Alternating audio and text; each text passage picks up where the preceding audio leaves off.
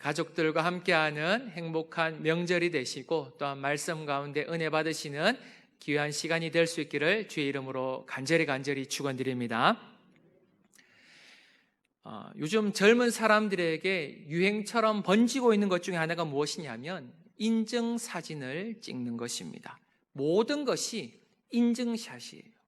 여행을 가도 인증사진을 남기고요, 사람을 만나도 이 인증사진을 남기게 됩니다. 그리고 밥을 먹을 때에도 사진을 먼저 찍어야지만 밥을 먹을 수가 있습니다.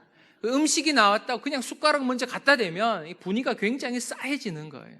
숟가락으로 음식의 모양을 흐트리면 안 되는 거예요. 이런 여러분 인증사진은 애교 수준이죠. 문제는 인증사진에 목숨을 거는 사람들이 있다는 것입니다. 올해 5월에 인도의 한 남성이 자신만의 사진을 찍기 위해서 한 절벽 끝에서 이 사진을 찍다가 이 포즈를 취하는 과정 가운데 발을 헛디뎌서 추락해 사망하는 사고가 일어나게 되었습니다. 여러분, 그런데 지금은 이런 사건, 사고들이 굉장히 많이 일어나고 있다는 것입니다. 작년에 이탈리아에서는 한 여성이 달리는 이 열차 안에서 창밖으로 몸을 내밀어서 이 사진을 찍다가 마주오는 열차에 치여 그 자리에 사망하는 사고가 일어나게 되었던 거예요. 왜 이런 짓을 하는 것일까요? 맞죠? 이해가 되지 않습니다. 정말 안타까운 일이에요. 그 인증사진이 무엇이기에 그 사진 한 장에 자신의 목숨을 걸게 되는 것일까요? 예전에 이런 제목의 책이 있었습니다. 사소한 것에 목숨을 걸지 마라. 들어보셨습니까? 인생을 살아가면서 수많은 일들이 발생하게 되는데 작고 사소한 일에는 자신의 열정과 에너지와 시간을 쏟지 말라라는 거예요. 목숨을 걸지 말라라는 것입니다. 왜냐하면 우리의 인생에는 훨씬 더 가치 있고 중요한 일이 있기 때문이라는 거예요. 그런 가치 있는 일에 우리의 시간과 에너지와 열정을 쏟아 부어야지 쓸데없는 일에 우리의 에너지와 시간과 열정을 쏟지 말라는 것입니다. 이것은 우리 그리스도인들도 마찬가지입니다. 우리 그리스도인들 역시 사소한 것에 인생을 걸고 목숨을 거는 인생이 되지 말아야 한다는 거예요. 왜냐하면 우리에게는 하나님께서 주신 비전과 사명이 있기 때문입니다. 그래서 우리 그리스도인들은 이 하나님께서 우리에게 주신 비전과 사명에 우리의 인생을 맡길 수 있어야만 한다는 거예요. 우리 성광의 모든 성도님들은 세상의 사소한 것에 목숨을 걸고 인생을 거는 것이 아니라 하나님께서 여러분에게 주신 비전과 사명에 여러분의 인생을 걸 수 있기를 주의 이름으로 간절히 축원드립니다. 이게 바로 그리스도인들의 인생이라는 것이죠. 오늘 본문은 사명이 아닌 사소한 것에 자신의 인생을 걸었던 사울에 대한 이야기가 기록되어 있습니다. 그렇다면 그 내용이 무엇인지를 오늘 말씀을 통해 한번 살펴보도록 하겠습니다. 먼저 지난주에 묵상했던 내용을 잠시 묵상하고 15장의 말씀을 살펴보도록 합니다. 우리가 지난주에 묵상했던 내용이 무엇이냐 하면 이 블레셋과의 전투에서 현실과 타협했던 이 사울에 대한 이야기를 묵상했었죠. 사울은 부득이함으로 하나님께 번제를 드릴 수밖에 없었습니다. 블레셋과의 대치가 일주일 이상 지속되다 보니 백성들은 떠나가고 남아있는 백성들은 사울을 찾아와서 막 살려달라고 애원하지, 또한 군사들의 사기는 떨어져 있지, 사울은 왕으로서 무엇인가 결단을 내려야만 했던 그러한 상황이었던 것입니다. 그래서 사울은 더 이상 사무엘을 기다리지 못했고 부득이하여 하나님께 번제를 드리게 되었던 것입니다. 사울의 상황은 충분히 이해가 되는 상황이지만 결국 사무엘은 사울을 책망하게 되죠. 왜냐하면 신앙이라는 것은 절대로 타협하는 것이 아니기 때문입니다. 결국 이 일로 인해 하나님께서는 사울이 아닌 하나님의 마음에 맞는 사람을 이스라엘의 왕으로 세우시겠다라고 말씀해 주셨던 것입니다. 이것으로 이 사울의 시대는 끝이 난 것처럼 보여요. 그런데 여러분, 오늘 본문을 보시면 사무엘이 사울에게 이렇게 이야기합니다. 여러분 1절 말씀인데요, 읽었던 말씀이지만 다시 한번 읽도록 합니다. 시작.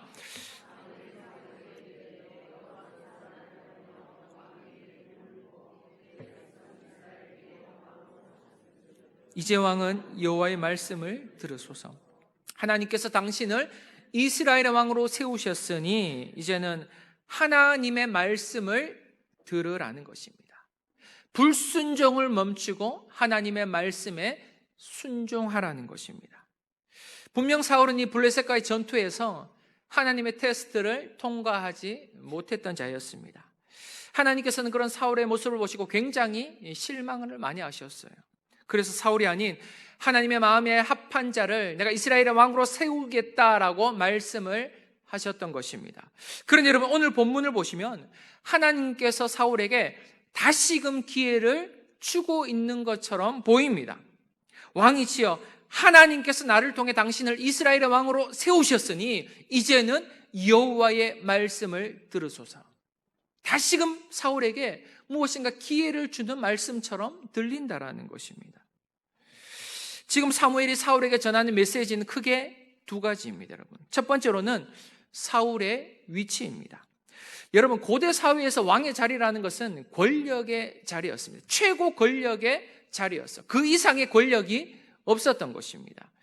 고대 사회에서 왕이라는 존재는 신적인 존재로 여겨졌다라는 것입니다. 그래서 여러분, 왕의 명령을 거역하는 것은 신의 명령을 거역하는 것과 동일한 것으로 이해되었던 것입니다. 절대 권력을 가진 자리가 바로 왕의 자리였던 것이죠.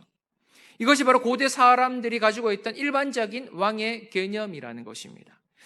그러나 이스라엘 백성들의 왕은 당시 고대 사회의 왕과는 전혀 다른 개념을 가지고 있었다라는 것입니다. 이스라엘의 왕은 절대 권력을 가진 자리가 아니라 바로 하나님께서 세우신 종의 자리였다라는 거예요. 권력의 자리가 아닌 종의 자리였다라는 것입니다. 그래서 다윗이나 이 솔로몬의 고백을 보시면 그들은 자신을 이스라엘의 왕으로 고백하고 있는 것이 아니라 나는 주의 종입니다 라고 고백하는 것을 자주 목격하게 됩니다. 시편 143편은 다윗의 시편인데요, 12절 말씀에 이렇게 기록되어 있습니다. 함께 읽도록 합니다. 시작. 주의 인자하심으로 나의 원수들을 끊으시고 내 영혼을 괴롭게 하는 자를 다 멸하소서. 나는 주의 종이니이다. 다윗은 자신을 누구라고 고백하고 있습니까? 주의 종으로 고백하고 있는 거예요. 그 이유가 무엇입니까? 왕의 직분이라는 자리는 하나님께서 세우신 직분이기 때문이라는 것입니다. 그래서 다윗은 늘 자신의 위치를 잘 기억하고 있었던 거예요. 나는 이스라엘의 왕이 아니라 나는 하나님의 종일 뿐이라는 것입니다. 종일 뿐이다. 지금 사무엘이 사울에게 이것을 지적하고 있는 거예요. 너는 이스라엘의 왕이 아니라 바로 하나님의 종이라는 것입니다. 그것을 너는 기억해야만 한다는 거예요. 그리고 사무엘의 두 번째 메시지가 무엇이냐면 바로 사울의 자세입니다. 지금 너의 위치가 하나님의 종이라면 너는 어떻게 반응해야 하는가를 가르쳐주고 있다는 거예요. 어떻게 반응해야 됩니까? 바로 그의 말씀을 잘 들어야 한다는 거예요. 성도 여러분, 종이라는 자들은 순종하는 자들입니다. 종의 위치는 순종하는 위치예요. 그런데 그 순종을 위한 전제 조건이 무엇이냐면 들을 수 있어야만 한다는 거예요. 들을 수 있어야 한다. 들어야지만 순종을 할 수가 있는 것입니다. 듣지 않는 사람들은 절대로 순종할 수가 없어요. 결국 영적인 귀가 열린 사람만이 하나님의 말씀에 순종할 수 있다라는 것입니다. 하나님의 말씀을 이 시간 다 같이 들어도 어떤 사람들은 하나님의 말씀에 순종하는가 하면 어떤 사람들은 하나님의 말씀을 들어도 전혀 반응을 하지 않는 거예요. 이 차이가 무엇입니까? 영적인 귀가 열렸는가? 영적인 귀가 닫혔는가? 이 차이라는 거예요. 영적인 귀가 열린 사람들은 하나님의 말씀을 듣고 순종하지만 영적인 귀가 닫힌 사람들은 하나님의 말씀을 들어도 아무런 반응을 할 수가 없다라는 것입니다. 성도 여러분, 영적인 귀가 열린다라는 것은 하나님의 말씀이 머리로 이해가 된다라는 게 아니에요. 영적인 귀가 열렸다라는 것은 하나님의 말씀이 우리의 머리로 이해가 될 뿐만이 아니라 가슴으로 동의가 되고 그 말씀을 삶으로 살아내겠다는 것을 의미한다는 것입니다. 이게 영적인 귀가 열렸다라는 거예요. 다시 말해 영적인 귀가 열린 사람들은 하나님의 말씀이 머리 지식이 될 뿐만이 아니라 가슴 지식이 되고 그것이 삶의 지식으로 나타나게 되어 있다는 거예요. 하나님의 말씀 우리의 머리 이성적으로 이해될 뿐만이 아니라 가슴으로 느껴지고 그 말씀이 삶으로 나타나는 것. 이것이 바로 영적인 귀가 열린 사람들이라는 거예요. 영적인 귀가 열린 사람들. 지금 한국 교회가 이 영적인 침체에 빠지게 된 가장 큰 이유 중에 하나가 무엇이냐면 바로 영적인 머리만이 너무나 커져가고 있기 때문이라는 것. 영적인 머리가 커지게 되었다는 것은 영적인 지식은 충만한데 영적인 삶은 사라지게 되었다는 것입니다. 그런데 이것은 성도들만의 이야기가 아니라 목회자들도 마찬가지라는 거예요. 과거 한국 교회 목사님들은 지금의 목회자들에 비해서 공부를 많이 하실 수가 없었습니다. 왜냐하면 그럴 여건이 되지 않았기 때문이죠. 여러분, 신학교는 보통 3년입니다. 그래서 3년 안에 졸업하는데 과거 우리 믿음의 선배들, 목회자들은 3년 안에 졸업을 하지 못했어요. 등록금이 없어서 아르바이트를 하고 일을 해서 등록금을 내고 이렇게 공부를 하다 보니까 막 5년 만에 졸업을 하고 6년 만에 졸업을 하고 졸업이 계속해서 늦어지게 되었던 것입니다. 경제적인 여건이 되지 않아서 공부를 하실 수가 없었어요. 어렵게 목회를 감당해 내셨다라는 것입니다. 그래서 때로는 그분들의 설교가 신학적이지 않을 때가 있습니다. 다 그러셨던 것이 아니라 그런 분들이 굉장히 많이 계셨다라는 거예요. 그러나 그분들에게는 지금 우리 목회자들에게 없는 것이 있었다라는 것입니다. 그것이 무엇인지 아십니까? 복음의 열정이에요. 복음의 열정. 복음을 삶으로 살아내고자 하는 그 복음의 열정들이 그분들에게 있었다라는 것입니다. 그분들의 설교는 신학적이기보다 복음적이었어요. 복음적이었다. 그분들은 순수한 복음만을 선포하셨던 분들입니다. 원색적인 복음을 선포하신 거예요. 그래서 이제 그분들의 설교를 들으면 가슴이 얼마나 뜨거워지는지 모릅니다. 왜냐하면 그분들의 설교를 통해 그분들의 삶이 보이기 때문이죠. 그래서 막 가슴이 뜨거워지는 거예요. 그런데 이것은 성도들도 마찬가지입니다. 과거 믿음의 선배들은 하나님의 말씀이라면 아멘으로 순종하는 분들이셨어요. 입술로만의 아멘이 아닙니다. 삶으로의 아멘이었던 거예요. 목회자의 설교는 평가의 대상이 아니라 순종의 대상이었습니다. 왜냐하면 목회자 입술을 통해 선포된 하나님의 말씀은 사람의 말이 아닌 하나님의 말씀으로 여겼기 때문이었습니다. 그래서 아무리 부족한 목사가 설교한다 할지라도 그 말씀이 목회자 입술을 통해 강단에서 선포되면 저것이 하나님의 말씀이구나라고 여기며 아멘으로 순종했다라는 것입니다.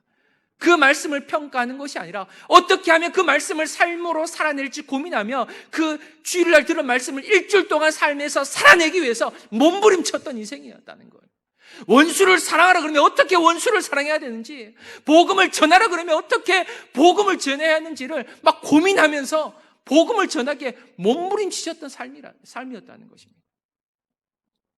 그런데 이제는 이런 목회자들과 이런 성도들을 찾아보기가 참 힘든 시대인 것 같아요. 복음으로 충만한 목회자들을 찾아보기도 힘들고요. 하나님의 말씀이라면 아멘으로 순종하는 성도들도 찾아보기 힘든 시대인 것 같습니다. 여러분이 그렇다는 게 아니라 제가 그렇다라는 거예요. 열정으로도 충만하지 못하고 하나님의 말씀에 전적으로 아멘하지 못하는 제 모습이 그러하다는 것입니다. 지금은 과거에 비해서 신앙의 교육 수준이 얼마나 높아졌는지 몰라요. 마음만 먹으면 얼마든지 교육을 받을 수 있는 그런 시대 속에 우리가 살아가고 있습니다. 그러나 그럼에도 불구하고 복음의 열정으로 충만한 목회자들과 정말 가슴이 뜨거운 성도들을 만나기 어려운 시대라는 것입니다. 성도 여러분, 세상에서 가장 먼 거리가 어디서 어디까지인지 아십니까? 제천에서 의성까지입니까? 우리나라에서 지구 반대편 거기까지 가장 먼 거리입니까? 세상에서 가장 먼 거리는 바로 머리에서부터 가슴까지라는 말이 있어요. 머리에서부터 가슴까지. 머리로 이해한 하나님의 말씀이 가슴으로 느껴지기가 그렇게 어렵다라는 거예요. 머리로는 이해가 되는데 이 가슴으로 그 말씀을 받기가 너무나도 어렵다. 그 말씀이 이 가슴으로 내려오는데 10년이 걸리고 20년이 걸리고 막 30년이 걸리는 거예요. 그러니 하나님의 말씀에 순종을 할 수 없다라는 거예요. 이것이 바로 지금 한국교회의 현실이라는 것입니다. 물론 여기에 있는 목회자의 잘못이 굉장히 크다고 생각을 합니다. 그러나 이것을 어찌 목회자의 잘못이라고만 이야기할 수 있겠습니까? 사랑하는 성도 여러분, 먼저는 여러분의 영적인 귀가 열려질 수 있기를 주의 이름으로 간절히 축원드립니다. 하나님의 말씀이 영적인 지식이 머리로만 이해하는 것이 아니라 가슴으로 도용이 되고, 그리하여 그 하나님의 말씀을 삶으로 살아내시는 우리 성강의 모든 성도들이 되시기를 주의 이름으로 간절히 축원드립니다. 이런 사람들이 영적인 귀가 열린 사람이라는 거예요. 머리로만 아는 지식이 아니라 가슴으로 느껴지고 삶으로 살아가는 그리스도인. 지금 사무엘은 사울에게 이 하나님의 말씀을 전하면서 그 하나님의 말씀을 들어야 함을 가르쳐주고 있는 거예요. 들어야 한다는 것은 순종하라는 것입니다. 이것은 여러분 어쩌면 하나님께서 사울에게 주신 마지막 기회였는지도 몰라요. 마지막 기회. 그래서 사울은 그 하나님의 말씀에 전적으로 순종해야만 했던 것입니다. 하나님께서 사울에게 주신 마지막 기회라는 것은 아말렉을 진멸하라는 거예요. 아말렉 족속을 진멸하라. 그렇다면 하나님께서 아말렉 족속을 진멸하라고 말씀하셨던 이유가 무엇입니까? 여러분 2절 말씀인데요, 2절을 함께 읽도록 합니다. 시작.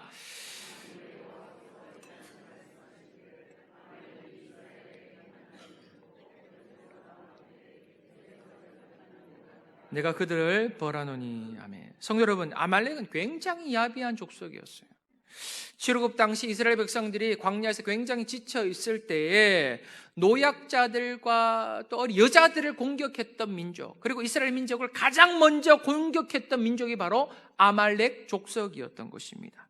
그래서 하나님께서는 이스라엘 백성들에게 천하에서 이 아말렉 족속의 이름을 지워버리시겠다라고 약속해 주셨던 거예요. 출애굽기 17장 14절 말씀을 다 함께 읽도록 합니다. 시작. 여호와께서 모세에게 이르시되 이것을 책에서 기록하여 기념하게 하고 여호수아의 귀에 외어 들리라. 내가 아말렉을 없이 하여 천하에서 기억도 못하게 하리라. 아멘. 사랑하는 성도 여러분, 인간이라는 존재는 시간이 흐르면 자연스럽게 잊어버리는 존재입니다. 망각의 동물이라고 하죠. 우리가 잊지 않으면 얼마나 괴로운지 몰라요.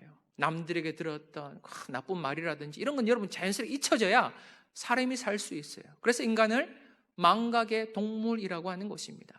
인생에서 막 행복한 일만 잊혀지는 것이 아니라 고통스러운 순간도 시간이 지나면 다 잊혀지게 되더라는 것입니다. 그러나 우리 하나님께서는 절대로 잊지 않는 분이시라는 것을 기억하시기 바랍니다. 여러분이 잊지 않고 기억하실 뿐만이 아니라 우리의 원수들까지도 다 기억하시겠다는 거예요. 원수들까지도. 10년이 흐르고 100년이 흐르고 1000년이 흘러도 하나님께서는 다 기억하신다라는 것입니다. 하나님께서 기억하신 이유가 무엇입니까? 우리의 원통함과 애통함과 고통과 억울함을 다 풀어주시겠다는 거예요. 우리 하나님께서는 우리의 모든 것을 기억하고 계심을 믿으시기 바랍니다. 사무엘을 통해 하나님의 말씀을 받은 사울은 그 하나님의 말씀에 순종함으로 이스라엘 백성들을 소집하게 됩니다. 그리고는 아말렉을 치게 돼요. 여러분 8절 말씀인데요, 8절 말씀을 함께 읽도록 합니다. 시작. 칼날로 그의 모든 백성을 진멸하였으되. 여러분 사울은 아말렉 족속의 왕이었던 아각을 어떻게 했다고요? 사로잡고 그의 모든 백성은 진멸하였다라고 말씀합니다.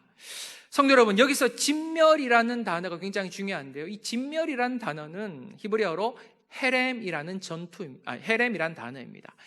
헤렘이라는 단어의 뜻이 바로 진멸이라는 의미를 가지고 있어요. 그래서 이스라엘 백성들이 싸우는 전투의 방식을 헤렘 전투라고 합니다. 헤렘 전투는 어떠한 방식으로 싸우는 전투입니까? 진멸하는 전투란, 살아있는 모든 것, 숨쉬고 있는 모든 것, 동물과 어린 아이들과 어른들을 비롯하여 숨쉬고 있는 모든 것들을 진멸하는 전투가 바로 헤렘 전투라는 것입니다. 하나님께서 이렇게 이방 족속들을 진멸하라고 말씀하신 이유는 하나님께서 무자비하셨기 때문이 아닙니다, 여러분. 바로 그들의 죄악 때문이었습니다. 하나님께서는 이방 족속들의 죄악들을 오래 참고 기다리셨지만 그들이 돌이키지 않았기 때문에 하나님께서는 결국 그들의 죄악대로 심판하셨던 거예요. 그런데 오늘 본문을 보시면 사울은 살아있는 모든 것을 진멸하지 않았다라고 성경은 말씀합니다. 여러분 9절 말씀인데요. 9절 말씀 함께 돌아갑니다. 시작.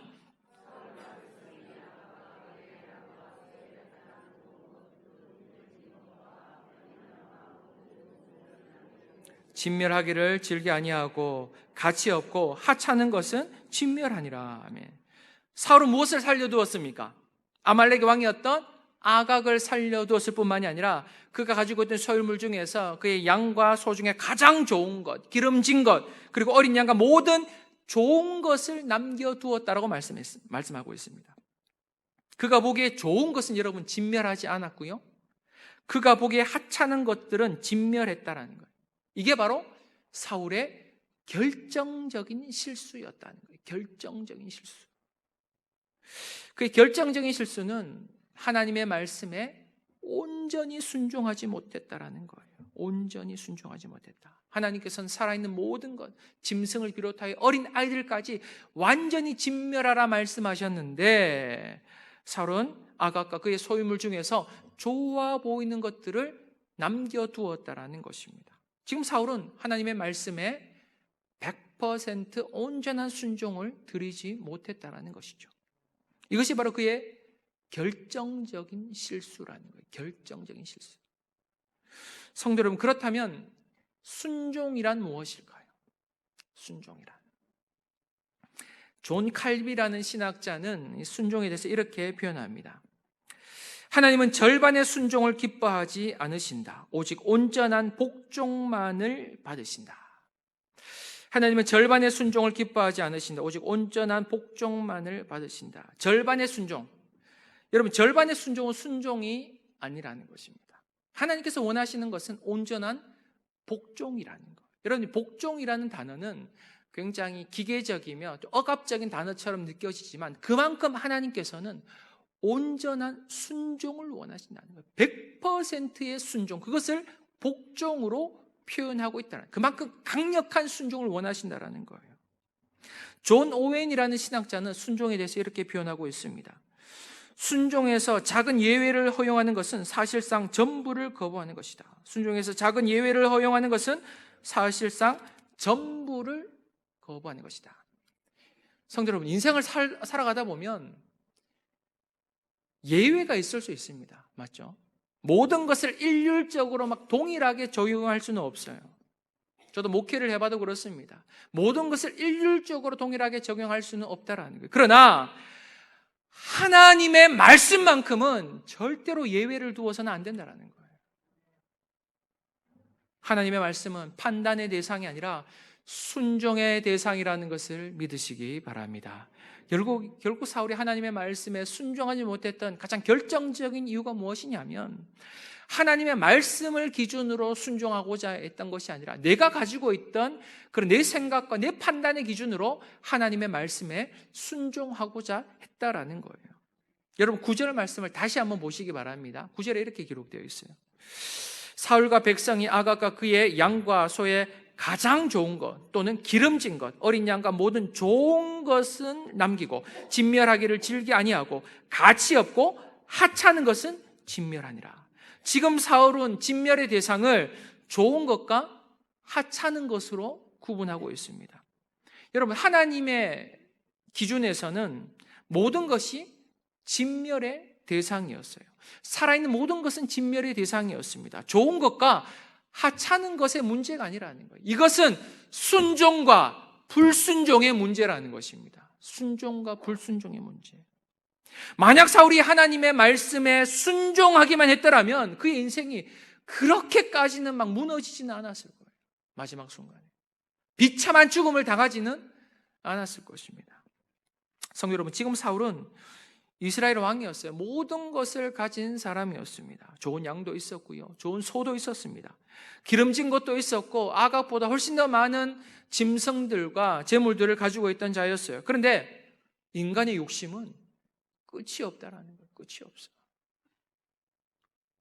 지금 사울에게 좋은 소 한 마리가 무슨 의미가 있겠습니까? 100마리가 있고 1000마리가 있었는데 무슨 의미가 있습니까? 이것이 바로 인간의 욕심이라는 거예요. 그것을 가지고 있다고 해서 자기의 삶에 무슨 변화가 일어납니까?